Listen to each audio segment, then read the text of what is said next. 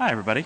So this is going to be interesting. I gave this talk. I normally don't like to reuse talks, but I gave a version of this talk several weeks ago in the other Portland, and the conference organizer afterwards was, she took me aside and she was like, I was worried that people were going to start booing and hissing. So, there was some overlap between that audience and this audience, and I'm curious to see how you guys react to it, but at least you're getting the benefit of a more kind of edited and polished version of the talk.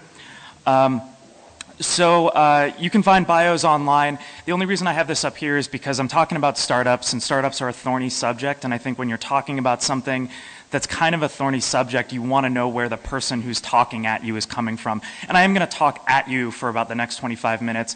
There is a slide for questions, and then you'll ask questions, but I'm not doing this, interrupt the speaker with questions stuff.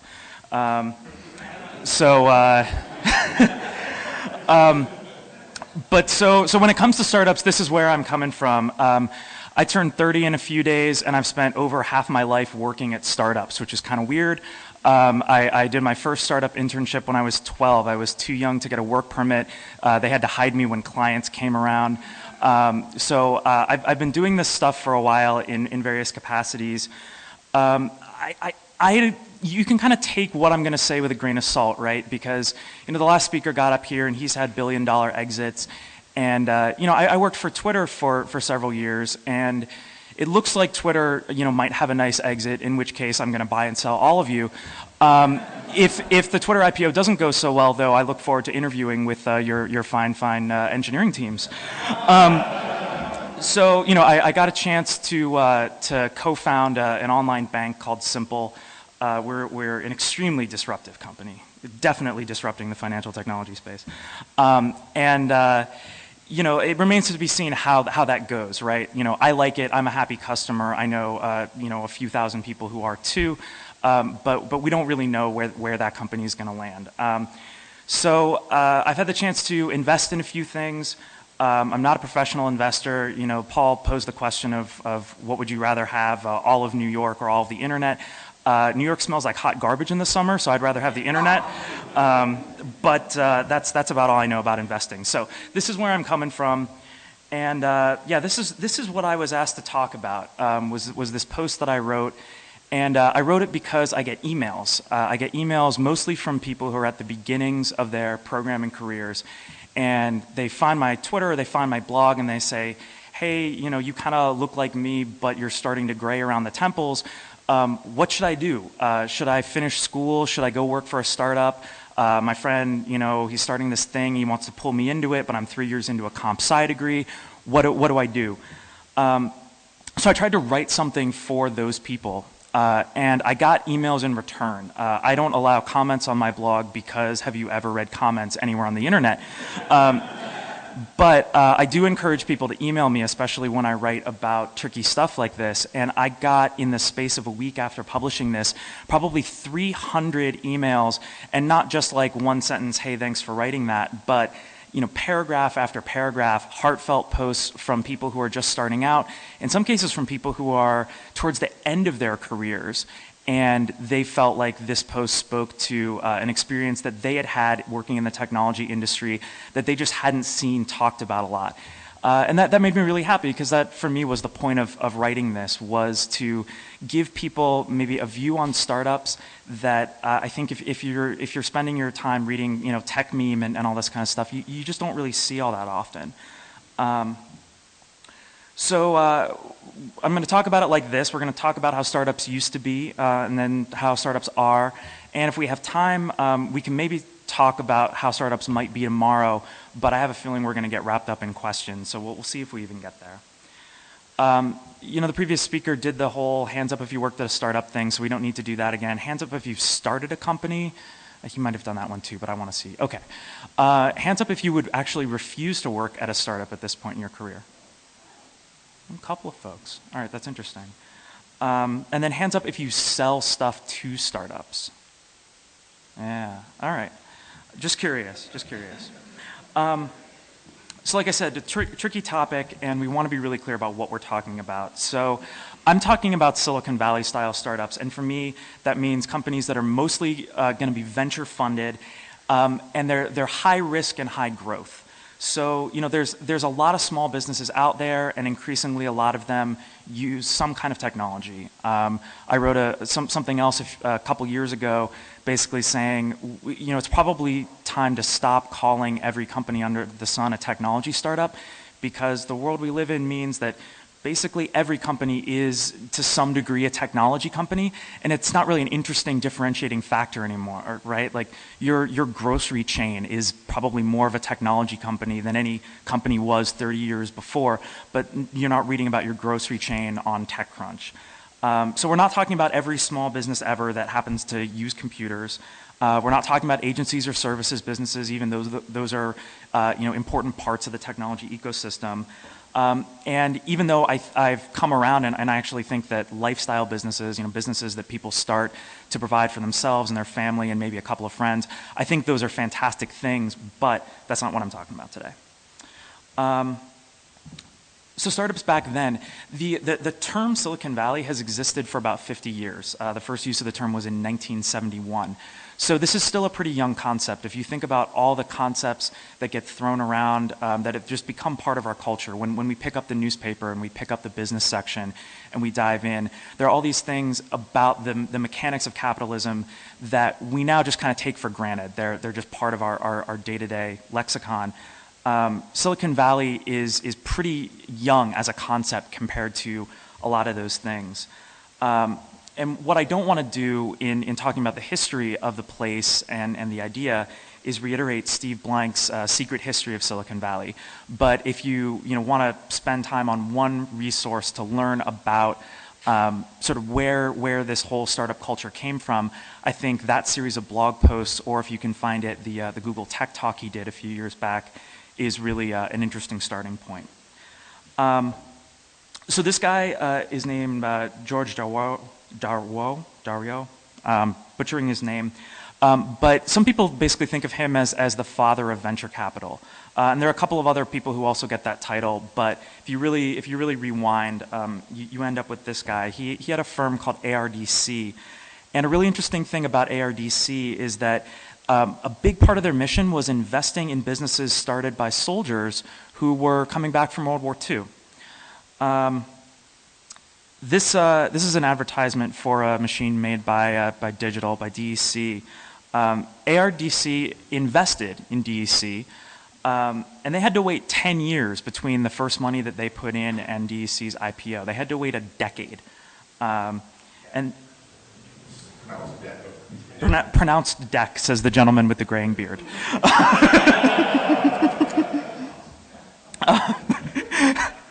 So. Your lack of gray is showing. Already one substantial difference between this audience and the one I was speaking to a few weeks ago. So an entire decade between first money in and their IPO. This is another person who sometimes gets the label of father of venture capital. This is Bill Draper. He started Draper, Gaither, and Anderson. It was a storied Silicon Valley firm. Bill Draper was a retired World War II general. Fun fact. This is Douglas Engelbart. It's a total coincidence that two of your speakers today ended up talking about it, but not really, because this is pretty much where all personal computing came from. It'd actually be pretty shocking if you went to a conference and nobody mentioned Doug Engelbart. So most of his funding came from DARPA, came from NASA, came from the Air Force. So maybe you're starting to see a pattern about startups back then. I think a really interesting thing about them that we've lost is that startups used to be this public-private academic partnership. The roots of Silicon Valley are not in Ayn Rand style hero venture capitalists who, with nothing but the sheer force of their intellect, show up in Silicon Valley and suddenly are swimming Scrooge McDuck style in billions of dollars, right? The Silicon Valley that we all benefit from was paid for by our tax dollars, and it was paid for at a particular kind of socio-political moment where we were willing to pour hundreds of millions of dollars into technology that we weren't entirely sure we would necessarily see the benefit from, but we had to do it to fight wars, and we had to do it because we had an economy to rebuild.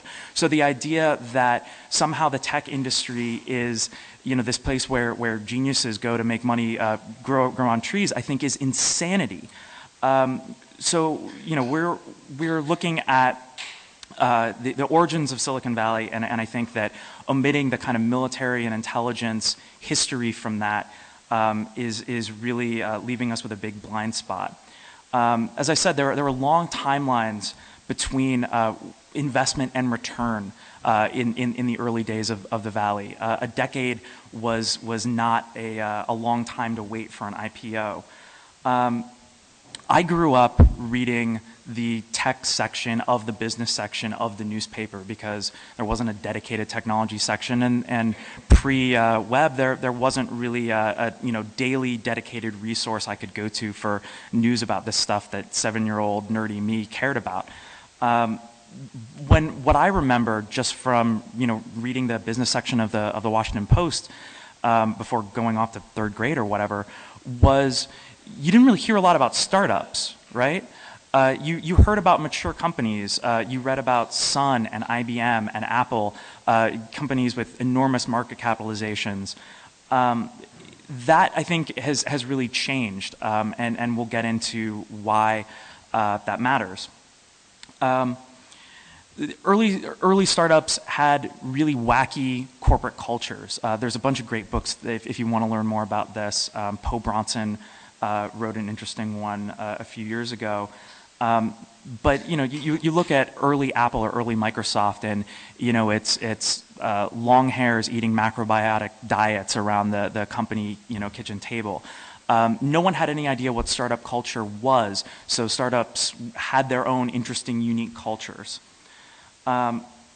So I don't want to paint this picture that, you know, there was some kind of technology golden age that we've since left, but it was a different world a few decades ago when people were still trying to figure out what Silicon Valley and companies that were started in that mold meant.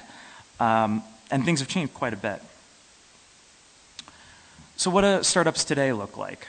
Well, I think one accusation you hear a lot is there's kind of a monoculture.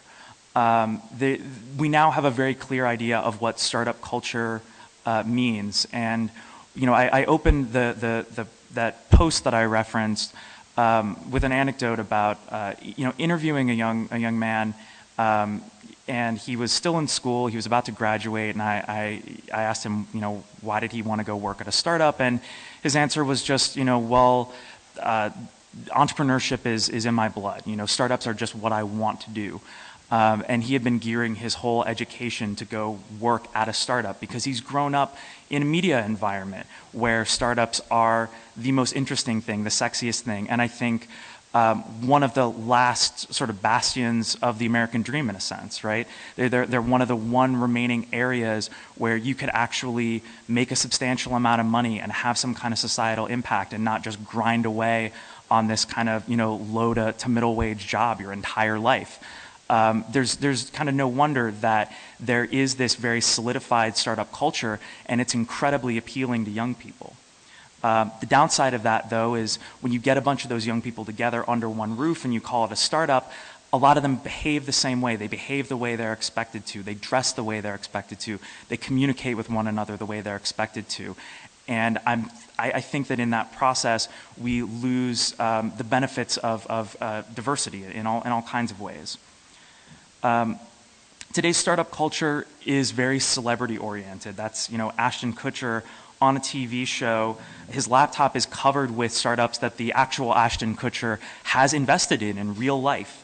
You know, like I said, I worked at Twitter early on, and once the service took off, our office was a revolving door of celebrity guests.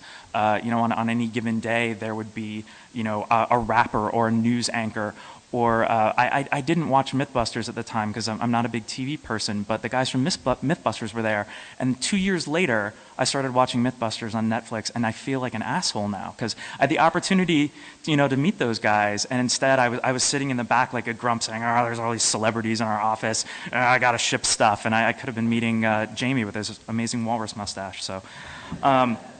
Anyway, I don't think the celebrity culture is necessarily all bad, but there's reality shows about Silicon Valley startups, and I think that really it changes the nature of the business. So there's a sort of plurality of angels and incubators and all of this. This is Y Combinator, Paul Graham with one of his classes, and I think an interesting effect that you see is this kind of low risk herd mentality investing that's really prevalent today. It's like, let's invest in as many companies as possible with as little capital as possible. Let's make sure that they look as much like the next guy's companies as possible. And it's a very kind of safe strategy. I don't know that it actually gets us as a society the thing that we want out of entrepreneurship and out of technology startups, which is innovation, which is solutions that couldn't have been produced any other way, solutions that couldn't have been produced in an academic environment or in a pure research and development environment. Startups are supposed to be this breeding ground for things that are going to be radically transformative, and when we move to more of this kind of low risk herd mentality investing, we lose out on that. There's incredible oversaturation of incubators, and I've spent some time, essentially volunteering with incubators. I used to live in the other Portland, in Portland, Oregon. There were several local incubators there. My impression, having spent time with some of those, places, having talked to entrepreneurs who have taken money from them or taken mentorship from them, is most of these places are a waste of time and money. They're a waste of the entrepreneur's time, they're a waste of local government's money and the other LPs who are involved in these incubators. The problem with having a ton of incubators all over the place is there are only so many qualified people to spend their time running and volunteering at those incubators. I'm barely qualified to be sitting in a room telling someone, all right, your business is here and you want to go there. Here's how you might do some computer stuff to get there. So outside of major startup communities, where are you supposed to find qualified people to spend time at these incubators to actually help grow sustainable businesses and businesses that give us the societal impact that we're looking for, not to mention the returns, right? There's also, an oversaturation of angels, and people have debated this back and forth in blogs for the last few years. And interestingly, angel investors tend to, defend the idea that there should be a lot of angel investors, and more kind of, old school institutional VC firms, they tend to criticize the fact that there's this proliferation of angels. Like it or not, I mean, this is the way it's going to be going forward. If you pay attention to the startup world, you've probably seen AngelList and their movements over the last couple of weeks as, since the Jobs Act went into effect, it's becoming easier and easier for non-professional investors, amateur investors, to invest in startups, and platforms like AngelList are making that as kind of much of a no-brainer as possible. Pretty soon, investing in a startup and investing in a Kickstarter project are going to be 3 clicks. Now you can follow syndicates on AngelList, which I think is an interesting development. Although they've had that feature live for about a week, and you see that the investors who have the largest syndicates on AngelList tend to already be professional venture capitalists. So I'm a little skeptical as to how much that's really going to change the nature of the way angel investment has worked. But the material thing that's changed between the Silicon Valley of then and the Silicon Valley of now is there are so many more ways to start a company. There are so many more platforms for getting attention for your ideas, hiring, all the rest of it. And that's a real double-edged sword. It can make life as an entrepreneur great. It also means you have a lot more competition. It can make life as an investor great because you have all sorts of businesses to choose from. The downside is, though, that probably 80% of those businesses have no business existing. So there's really inefficient use of talent in the startup world. You know, when you have a handful of companies and there's a handful of venture capital firms who are writing big checks to back them, you have a pretty clear sense for talent entering the marketplace as to, you know, where those folks should go look for jobs, right? You know, it's like in the Silicon Valley of yesteryear, you've got your Sun, you've got your SGI, you've got your Apple. It's like, you know, pick your giant corporate mission and join the, you know, 2,000 plus people working there and go for it. And that's maybe not as sexy as, you know, this idea that everyone gets to be an entrepreneur and 18-year-olds should start companies rather than going to school and all that kind of stuff. But the nice thing about it is the market has a clear sense of where the industry as a whole is going, and it can allocate, you know, talent accordingly.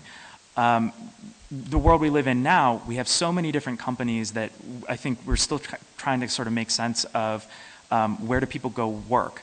And a lot of people have criticized the you know, prevalence of talent acquisitions. I think that talent acquisitions are essentially a market correcting function. You have talent acquisitions because right now there's every incentive for a talented engineer to go and start his own company and make 10 times as much being acquired as he could working at any given other company. So most of those companies that those engineers are starting don't need to exist. They're probably building features or micro features of what should be a broader product that's managed with a mature sales force and all the rest of it, but there is no incentive for that engineer to go to your mid-stage company and make a fraction of what they could when they could go start a thing and get bought by Google. Having helped hire a whole bunch of people at Twitter and a handful of people at Simple, and one of the things I am proud of at Simple is I think we had a really good sort of engineer to happy customer ratio. The company as a whole, when I left, was maybe 35 people, about 15 of which were engineers, and those 15 people were building you know, an entire personal banking service for tens of thousands of happy customers. That's really, really hard to do. It's really hard to build that team. There's an enormous amount of competition, and I can't tell you the number of people who I had to work at for, you know, a year, 18 months to finally get them on board because they were being pulled in so many different directions. Do I go work for my friend's startup? Do I work for this mid-stage company that hasn't yet gone public, and so there might be some upside there? Do I go work for the later stage company that's going to provide my family with amazing benefits? There's almost too many options. So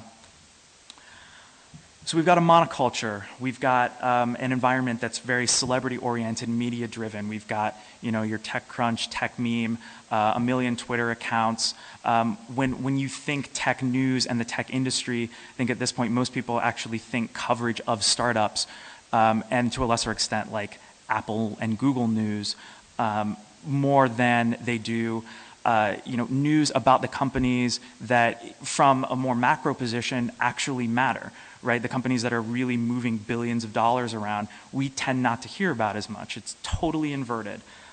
We'd much rather hear the startup story.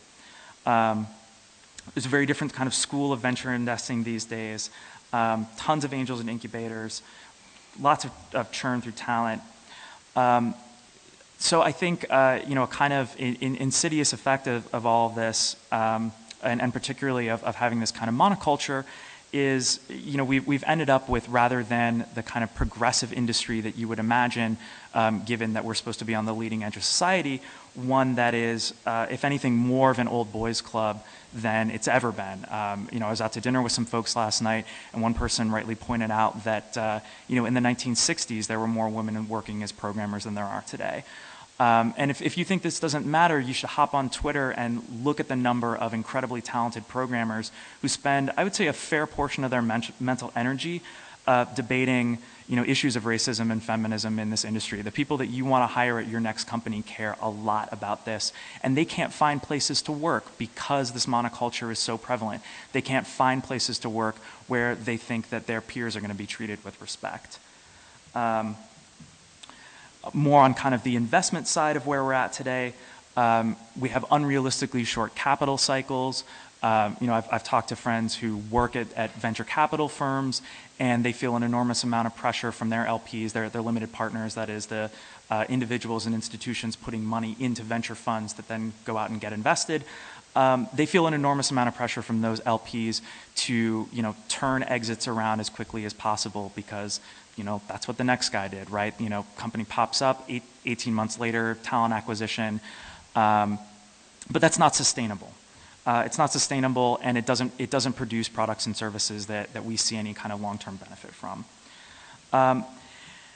So what's craziest about all of this, what's absolutely nutty is you could say, all right, we have this completely dysfunctional system, but at least it's making people good money, right?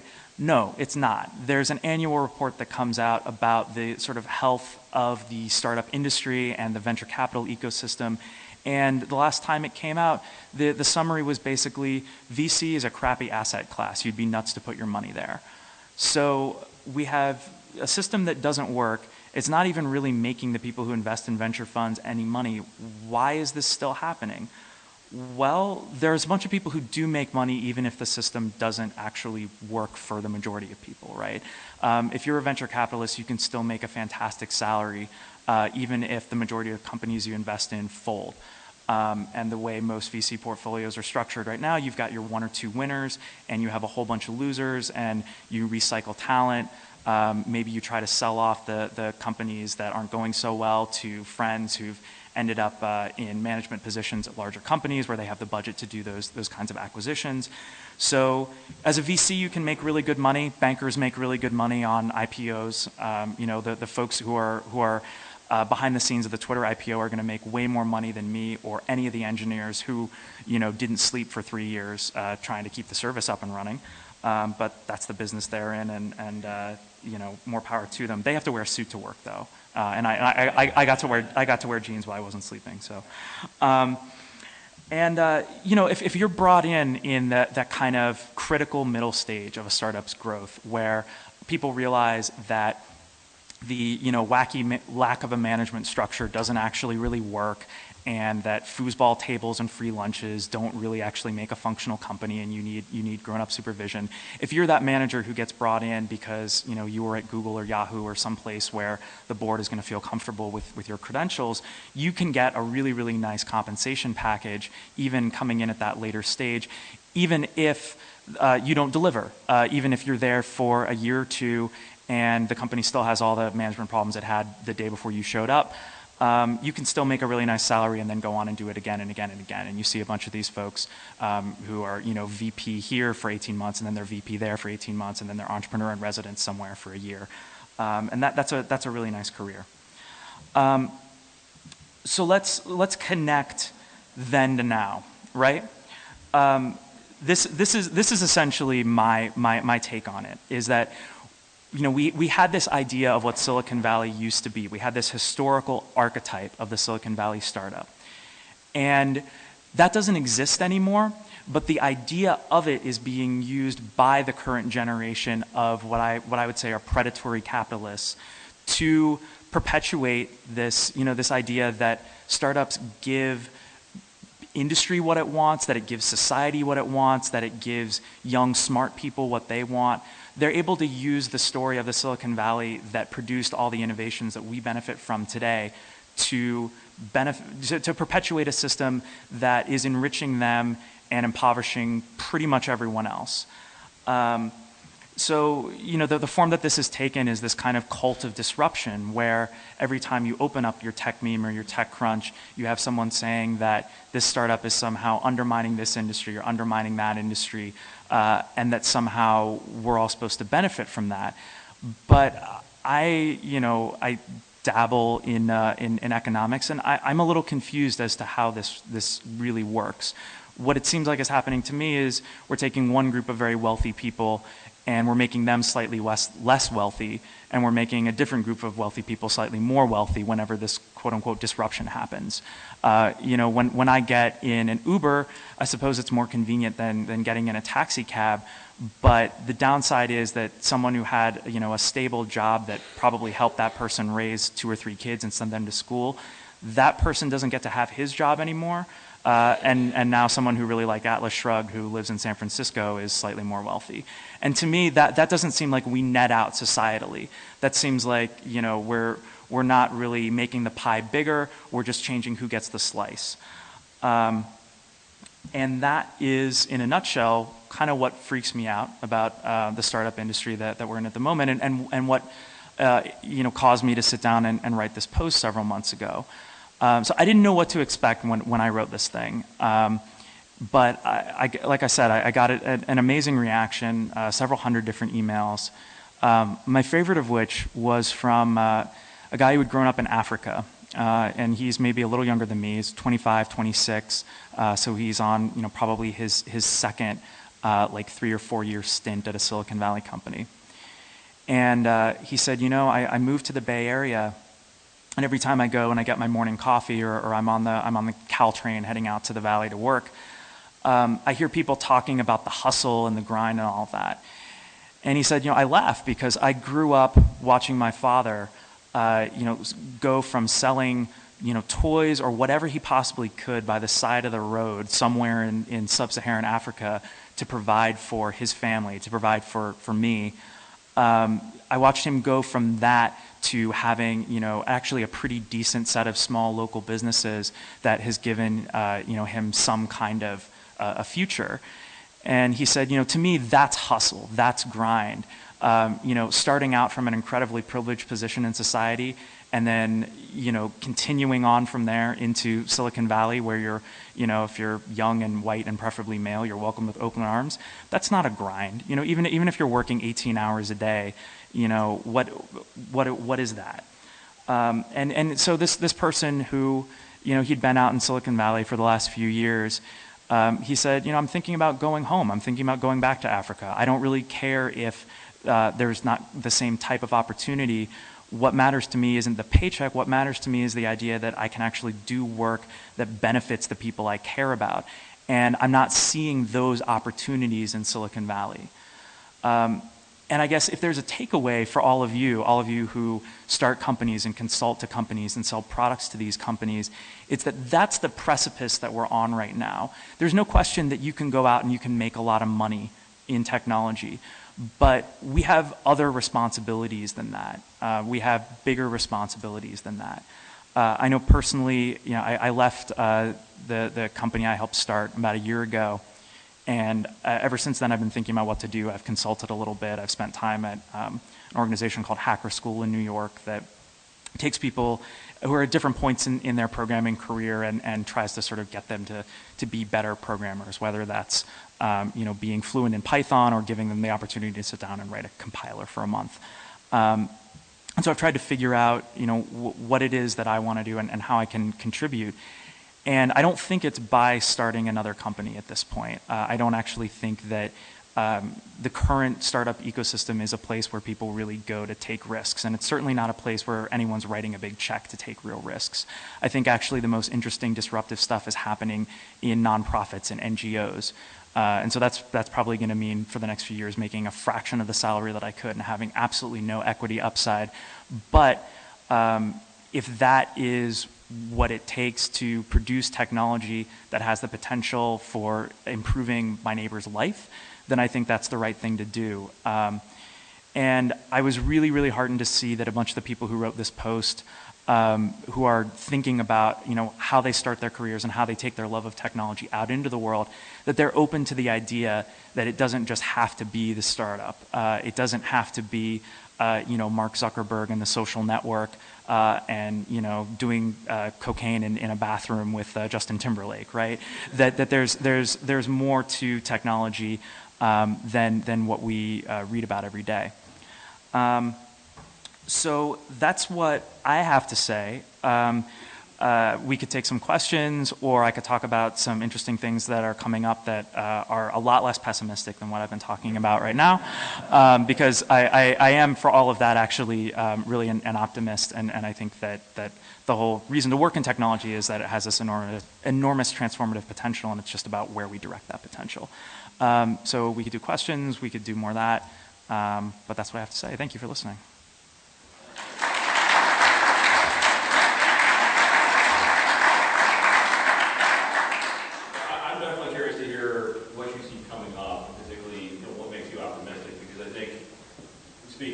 just for me personally, I see many of the same issues, and we see them because of the nature of our jobs in terms of the companies that we talk to, we see them over and over and over again. Right. So very curious about, what you see coming down the road. Sure. So I mentioned AngelList a little bit, and there's a lot of question marks on the end of these bullet points because it's the future, right? We don't know how this stuff is going to go.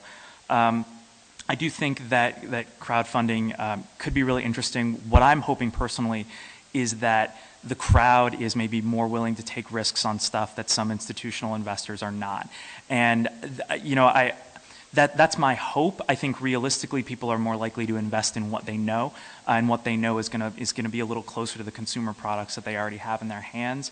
But you do see interesting stuff popping up on Kickstarter, and you're now seeing marketplaces for open source software development. And I'm hoping that actually there are more venture-backed companies coming out of this crowdfunded model that take really big risks. I use this sort of Uber versus taxi driver question. I think that's a conversation that's now well underway in the startup community, and I'm really, really encouraged by that. I think people are sort of hitting the end of their buzzword tolerance for the word disruption, and they're actually really thinking, do we want people to associate startups with job creation, or do we want to associate it with job destruction? When we start a company and that automates a bunch of people's job functions, is that doing a service to the economy as a whole? Do we really have this kind of blind faith in optimize, and life is going to get better for everyone? Or should we actually be starting companies that maybe do have some kind of human component because people still need jobs?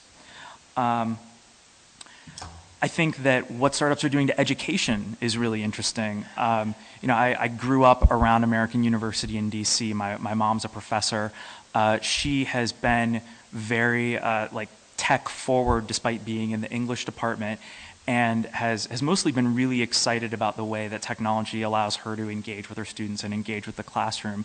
But I know a bunch of other folks in academia who are really scared by the rise of MOOCs, and they feel like the type of education that they wanted to be able to deliver is just not a product that anyone's interested in buying going forward. So I think, again, there's this open conversation around how technology changes education, but it's really interesting to see all the different tacks that people are taking on it. I know there's at least one person from Etsy here. So Etsy a few months ago announced that they were certified as a B Corporation, and if you haven't looked into these, I think they're really, really interesting. They are for-profit companies that have a kind of written community charter. So you sort of get the best of both a nonprofit and a for-profit. If anything, I think it's actually a little better than a nonprofit, because having spent some time working in nonprofits growing up in DC, they tend to be very, very haphazard, and they tend to have these kind of legacy missions that they really probably should have accomplished years ago, and instead they're just kind of stringing stuff along with the funding they've got. I think B corporations are really interesting because you've got sort of the best of the accountability from both the for-profit and nonprofit worlds, and the best of both of those mechanisms. Because for all of what may have sounded like anti-capitalist rhetoric during this talk, I'm still very much pro-capitalism, and I think that B corporations are an interesting compromise there. Working in a banking startup for a couple of years, we heard a lot about Bitcoin. A couple times a week, we'd get feature requests from kind of like the neckbeard fringe, saying like, when do I get Bitcoin in my simple account? And I'm skeptical about Bitcoin in particular, but I do think that there's no question that there's been this explosion of interest around digital currencies, around what they do for businesses that don't fall neatly into any one particular local jurisdiction and any one particular currency, and all the rules and regulations that come along with it. So I think that whether it's Bitcoin or some technology like it, it's really interesting to see everything that's happening there. As collaboration has become easier and easier online, one nice thing is that Silicon Valley isn't just the actual physical place anymore. You know, I mean, for better or worse, it's an idea that's migrated all over the world, and you now have very, very vibrant startup communities just about anywhere that you can name. I spent the last half of 2012 pretty much living out of a suitcase, and I bounced from city to city that has some kind of reputation as a startup community, places like London, Berlin, Boulder, Colorado, places that, you know, weren't on the map 10 years ago, but now are considered little startup hotbeds. And some of them are a little overblown. You know, you get on the ground and you ask people, what are the really interesting companies here?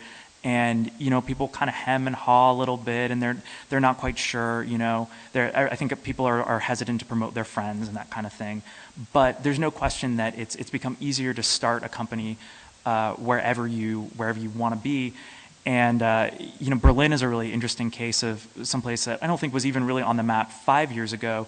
And inside of a very short period of time, European VCs have uprooted their offices, moved them to the backyard of the, you know, startup thing that's happening in Berlin, and they're really, you know, kind of curious to see what happens. So I think wherever you have this nexus of high quality of life, low cost of living, and reasonable connectivity, you're going to see interesting companies, and that's I think fantastic because it gets us that diversity, it gets us that plurality of perspectives.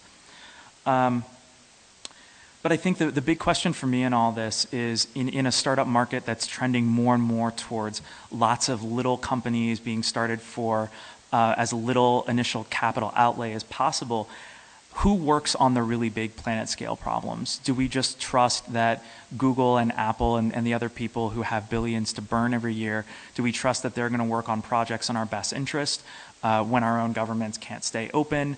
And when they seem to be pouring most of their technology budgets into surveillance, you know, where do we see the types of technology benefits that created Silicon Valley in the first place? Is it going to take another war to get us to allocate that money? Is it going to take, you know, lobbying on the part of industry groups or citizen groups? I'm not sure exactly, but I think this for me is kind of the critical question: is, you know, where does the next computer revolution get funded?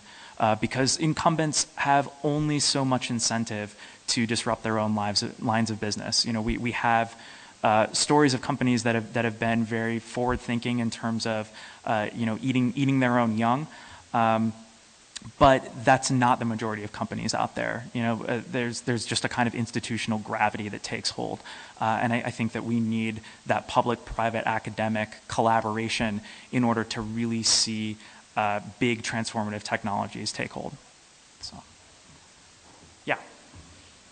Alex, I really enjoyed some of the insights you brought to this.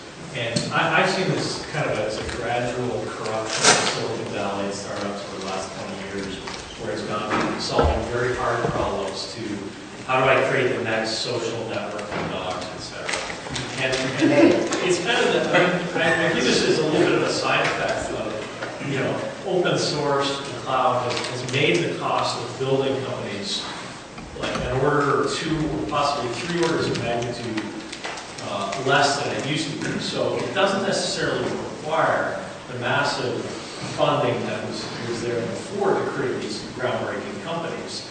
But as a result, the downside is you can get a lot of BS companies out there. The one good thing I'm starting to see is that there are people who will go through this process and get burned in startups and then say, why the fuck did I spend the last 5 years trying to do such a BS company and not make any money out of it? And then they may start to say, you know, I actually want to do something good. And so one of the things I've seen is yet another incubator, but one in San Francisco called Hub Ventures, where I've done a little bit of mentoring, and it's a very small venture fund around there called, I think it's called Good Ventures or Good Capital. And basically, they only invest in companies where there is some societal benefit. Now, these are profit-oriented companies, but they're in healthcare, they're in education, they're in, you know, new energy sources or anything, but they are not like another gaming thing, another social network or whatever. And I just think this is like an unfortunate phase that we're going to go through for 10 or more years until the economics make it more interesting for people to create startups that have a benefit to society. Sure. And that we'll come out the other end, and maybe we'll be okay. Yeah, I mean, so I think that's a really interesting observation. You know, I'm always puzzled when I see investors taking that mentality of, you know, I'm going to put a little in and leverage the, you know, new technology to get 10x out. And that's just never, maybe I'm too close to the technology and a little too skeptical of it as a consequence, but you know, it seems like that leverage just isn't really there. That, you know, your point exactly, that people, you know, put a little bit of money into these companies and they don't end up being particularly transformative. It still seems like there's this fundamental law of the universe of, like, you know, you want big results, you have to take big risks and you have to write big checks. And so, yeah, I've seen a couple of different incubators and VC firms that are focused around, you know, social good and those kinds of missions. And that's great, but, you know, we don't want to outsource the really important stuff in society to charities, right? We want to bake it in. We want buy-in from everyone. And so until the really big Sand Hill Road firms are willing to invest in those companies too, I think, yeah, you're right. It's going to be 10 or 15 years before we really see a sea change and we see really interesting products and services again. Well, and just to sort of jump in, but I think the difficult thing to me too is that I think you talked about the incentives, and I think that ultimately is what it all comes down to, right? Because in other words, there are investment vehicles to invest in anything you want, right? In other words, in terms of, if you look at the ETFs, you know, for example, you know, exchange traded funds, which are oriented around, you know, green investing. You know, if you want to invest in Sharia company, I mean, literally anything you want, there's an investment vehicle for it. But at the end of the day, they don't perform because the sort of underlying incentives of the companies that, you know, sort of make up these indexes just aren't there, right? So until, you know, until that sort of equation gets tweaked, you know, we can sort of change the investment pattern what we want, but it requires, to me, a much more fundamental change. Yeah. Do we have time for a couple more questions? Yeah. All right. Yeah. I know your last question is kind of the big one for you. The second one is kind of something I cover over a lot. I feel like our society isn't almost ready for automation in the sense that when somebody's job gets automated out, they don't receive a benefit from that. They become kind of, you know, either on welfare and they suffer from that. Right. Do you think that in the technology industry, when we're coming up with these great new ideas that automate out people's jobs, we have some sort of moral obligation to either push political change that allows people to lose their jobs and still do well for themselves, or do we just kind of like do what's best for efficiency, do what's best for ourselves, do what's best for... Sure. I mean, I think, you know, to me it feels like a moral obligation, but I don't even think that you necessarily have to feel it's a moral obligation, right? I think we have an economic and a health obligation. If you look at countries where there's an enormous disparity between the wealthiest and the poorest people in society, even the wealthiest people in those societies have a shorter life expectancy. So you don't actually get to live longer by fucking over everyone else. And I think that's something that people in this country haven't quite figured out yet. We still think that we can, you know, move into gated communities, and that if you've got yours, that somehow it's all going to work out for you. So yeah, I think we have not just a moral incentive, but kind of an economic imperative to figure out how to keep people happy and productive and employed and healthy, because it affects all of us. You know, it's kind of like we live in this whole interdependent society thing. You know, a really interesting book, if you haven't checked it out, is Jerome Lanier's latest. You know, he's the dreadlocked virtual reality pioneer. And yeah, I don't necessarily agree with everything in that book, and I think he has a lot more hypotheticals than solutions.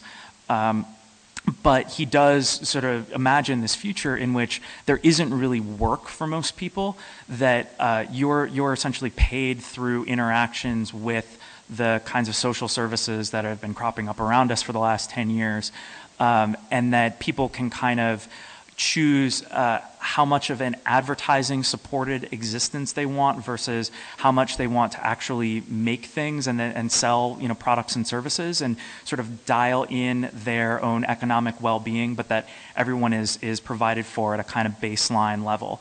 I think there are any number of reasons why we are a long, long way from doing that.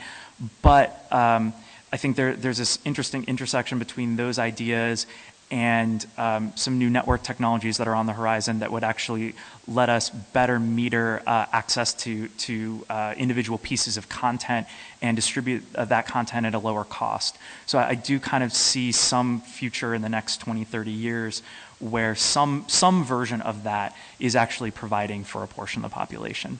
But it's science fiction stuff. Yeah.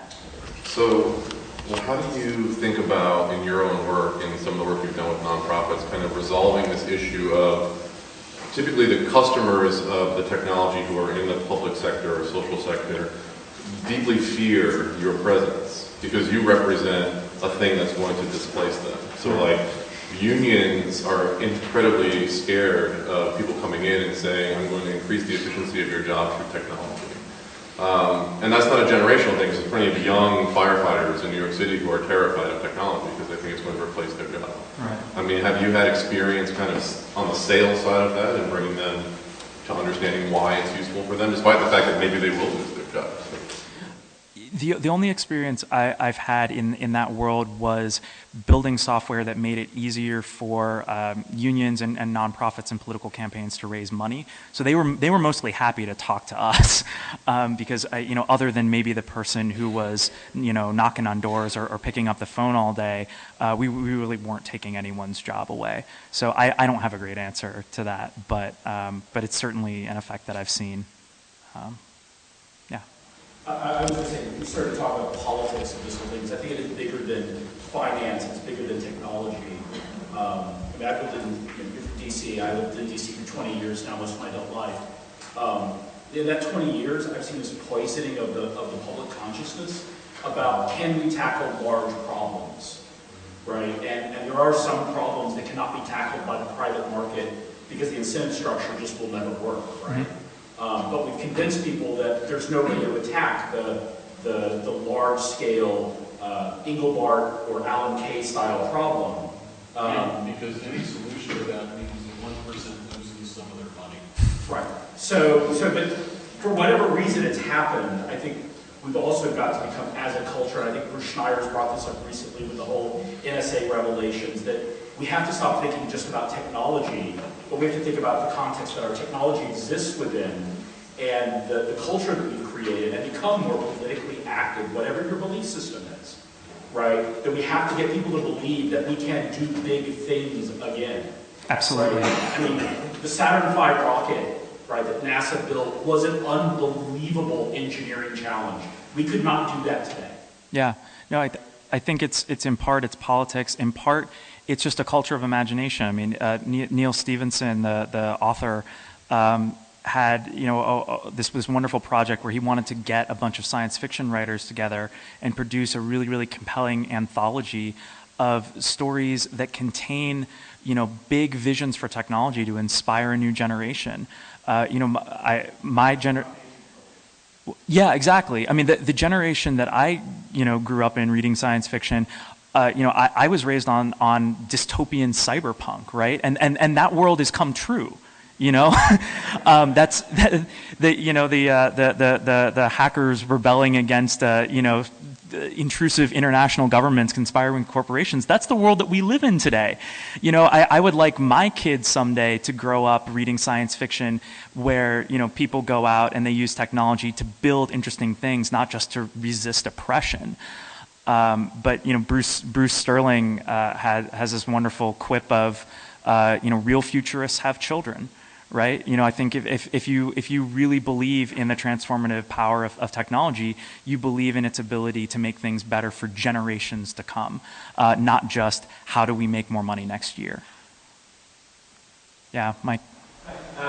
So I come from the social side of the border, so I have a perspective on this. And some of these things actually do exist in other countries, but many of the underlying things we talk about are not different for that.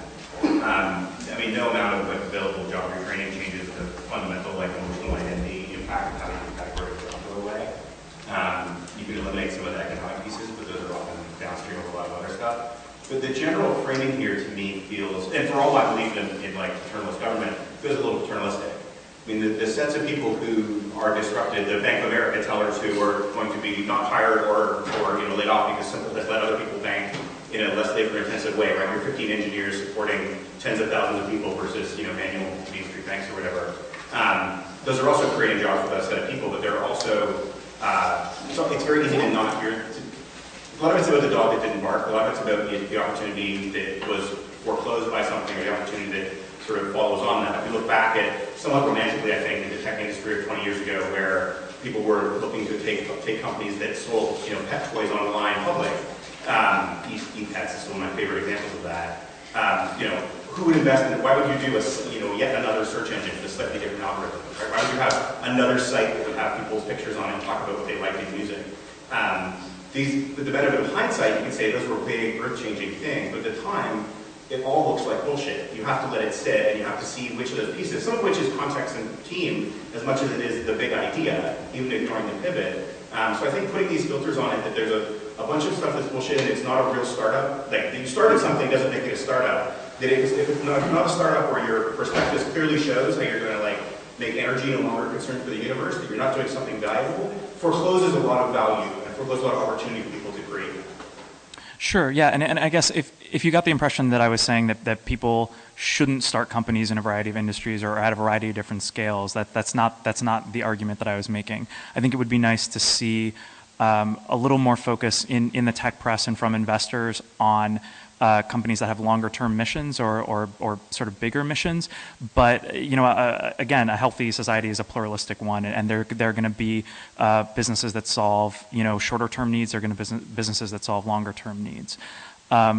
I also, since with the ATM, the Bank of America comment, I do want to say that one of the things we tried to do at Simple that actually made it kind of hard to raise money is, the company is a handful of engineers and it's mostly customer service people. And part of our promise is not just that we have better technology that means you don't need to walk into a bank, but when you do need to call people, we have actual human beings who sit right next to our engineers, not in a call center in another country, and have the agency to file bug reports and feature requests right there in person. But those types of businesses are not desirable in the investment community right now. Yeah, I guess I'm not arguing against, and I love Simple. I was very eager to get my email for it. The point I'm raising is not about whether you can provide a better service, because I've used banks, I'm sure you can. I know you do, but you are improving the quality of life in a small amount for a large number of people, and you're decreasing it for a teller that is laid off, or likely a teller that is not hired, as the Bank of America doesn't expand into the branch. The demand isn't there. I think that it's hard for me to sort of have that, and your lauding of efficiency, right, and the directness there that doesn't go through a project manager and a second tier of people who also have jobs doing customer service. Sounds like an argument for inefficiency, and it sounds like an idea that you should go work in a pre-existing business and do bullshit there, rather than do bullshit somewhere where it is novel, which is why, of course, you impress everybody and it's triggered with their attention. Right. So I have a hard. It feels very dissonant to me. I mean, there's a lot of bullshit there, and I grumble about the stuff that makes it to TechCrunch as much as anybody else. Probably longer, because it's mostly on longer form than Twitter. But I just don't know what the alternative is to encouraging people to create even stuff that feels stupid. Yeah. I mean, I think part of it is just that we have to tolerate stuff that we don't like. I think that collectively, like as a community, we have to get better at simply ignoring companies that we don't like. Rather than complaining about clout in 10 tweets a day, just stop talking about it. But we're kind of not at that point yet. I think there's still a sense of any company that puts its hand up and says, I'm a startup, the community as a whole has to own. But anyway, I appreciate your thoughts. All right. I think we're going to follow up. We're actually going to have some time this afternoon because we have, as I'll go through Greg, we'll have some time to follow up on discussion. So that was awesome. Thank you so much. Thanks.